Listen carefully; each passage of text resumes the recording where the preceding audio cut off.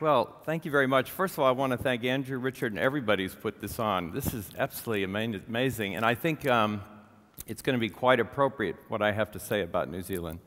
I arrived here 8 months ago and started working for a company called Renaissance, which is an interesting company. It was an eclectic group of many companies, one of the companies being Natcol, which is our PTE, our design college.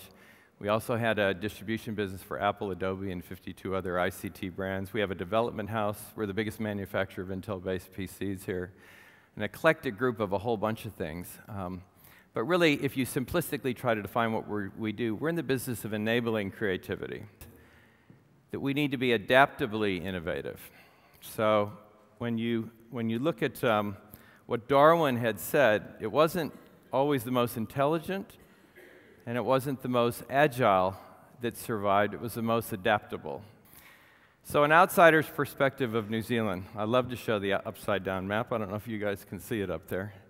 But you are at the top of the world, and let's just put it in perspective. I think it's a beautiful country. It has a phenomenal quality of life. It is clearly the hot place to be. If New Yorkers are calling me to live here, I guarantee this is the place to be. Amazing thought about this whole idea that you can create anything from baling wire and rubber band in this country, I think is absolutely spectacular. I really believe children today, really, because they don't have the roadblocks that I guess we have grown up with, are quite creative and quite adaptable. So please get them started early, even if it's a lemonade stand in the driveway.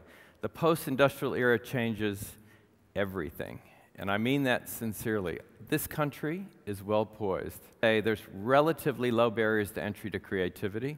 If you want to be a photographer, a designer, an architect, you can do it. You can do it quite simply now. The next decade belongs to a nimbler and smaller companies and countries.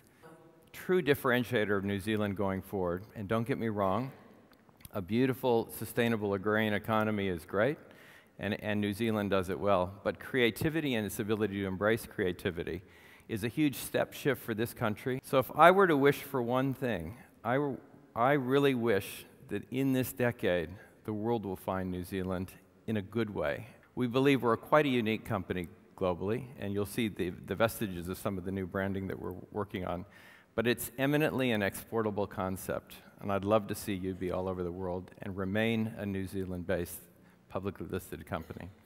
So that's it for my speech right now. Thank you guys very much.